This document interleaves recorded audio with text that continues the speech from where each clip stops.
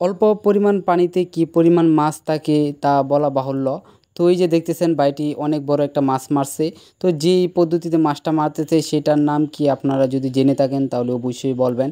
আর আমাদের বাসায় যেটা বলা হয় সেটা হচ্ছে কিশোরগঞ্জের ভাষা। তো এই ভাই যেইভাবে মাছ মারতেছে যা বলার বাহিরে। তো এই যে আবার আরেকটি মাছ পলোতে লেগে গেছে। তো এই মাছটা ধরতে গেলে অবশ্যই অনেকটা সময় দিতে হয়, কারণ মাছটা অনেক ঘোরাফেরা করে নতুন যখন ধরা পড়ে। তো তারপরে এই ভাইটি বস্তা নিয়ে আইছে, এই বস্তার ভিতরে মাছটি ভরতেছে। তো একটার ওজন প্রায় মনে হয় ১-১.৫ কেজি হবে, বেশি হতে পারে। তো এই মাছটার নাম কি অবশ্যই আপনারা যদি জেনে থাকেন তাহলে বলবেন। এই যে আরেকটা মাছ লাগে গেছে, এত পরিমাণ মাছ এই পুকুরটার মধ্যে যা বলার বাহিরে। এই যে আরেকটা মাছ এখন এটাও বস্তার ভিতরে ভরা হইতেছে।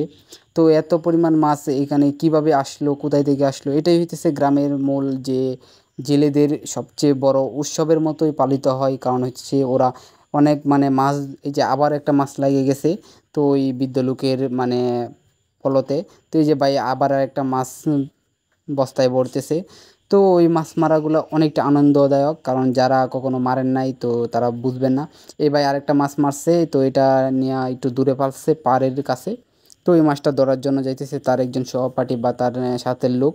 তো দেখি আর কোনো মাছ মারতে পারে কিনা। এই বৃদ্ধ দেখা যাইতেছে কি যে মাছটা, আমার মনে হয় সেটা শোল মাছ, কিন্তু জানি না এটা কি মাছ। তো বৃদ্ধর বয়স মোটামুটি ৮০-র ওভার হইব। তারপরেও সে কি সুন্দরভাবে একটি বড় মাছ মাইরা নিছে দেখেন। তো এইভাবে কারা কারা লাইফে কখনো যদি এভাবে মাছ মেরে থাকেন তাহলে অবশ্যই একটু কমেন্টে বলবেন। কারণ আমি দেখতে চাই যে বাংলাদেশ কিন্তু মাছে ভাতে বাঙালি, তো তাদের একটা ঐতিহ্যবাহী উৎসবের মতো পালিত হয় যখন সবাই একসাথে মিলিত হয়ে মাছ ধরে। এটা কী মাছ যারা বলতে পারেন তো অবশ্যই তাদের জন্য অসংখ্য ধন্যবাদ। আমি জানি না এই মাছটার নাম কি। তো আমার মনে হয় যে রুই মাছ, কারণ আমি সাধারণত পাঙ্গাস রুই, কাতলা, এই সাধারণ যে মাছগুলো আছে। আর সবচেয়ে বেশি চিনি এই যেটাকে বলা হয় টাকি মাছ, যেটা আমাদের কিশোরগঞ্জের নায়ক গ্যালাক্সি সবুজের যে মাছটা। তো এই যে তারপরে এই আঙ্কেল যে চাচার কাছে আবার আরেকটা মাছ ধরা পড়ছে, আর ওই ভাই অন্য দিক দিয়ে আরেকটা মাছ ধরতেছে, বস্তাত ভরে নিছে অলরেডি।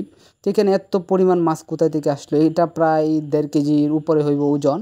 তো আমি জানি না কতটুকু হয়, আইডিয়াতে বললাম ১.৫ থেকে ২ কেজি হতে পারে। তো এটা কি মাছ, পাঙ্গাস না বল, আমার সঠিক ধারণা নাই মাছের প্রতি। কারণ মাছেরও বিভিন্ন প্রকার আছে, তো সবগুলো জানতে হলে কৃষি বই পড়তে হবে, তারপরে মাছের তারপরে জানা যাবে না সর্বোচ্চ ১০০ থেকে ২০০ মাছ সম্পর্কে জানা যাইব।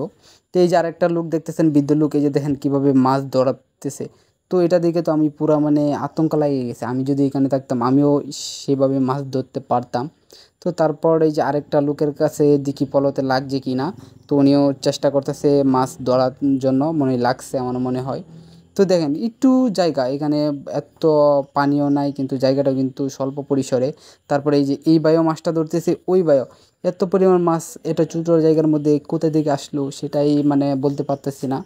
যাই হোক, মাছ যেহেতু ধরতেছে ওরা, অনেক আনন্দ। দেখেন এখানে মনে হয় ছোটো, আমার মনে হয় এখানে দুইখানি জায়গা হইব।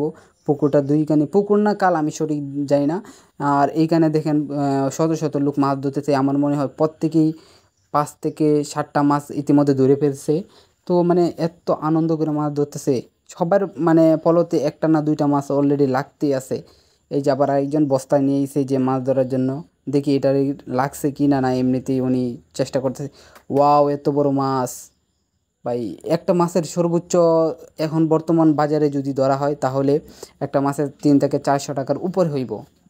কারণ আমি সঠিক বাজার জানি না, কারণ আমি কখনো এভাবে মাছ ধরছি কিন্তু মানে মাছ সম্পর্কে আইডিয়া নাই। তো এটা কী মাছ, এটা বল মাছ আনুমানিকভাবে বললাম।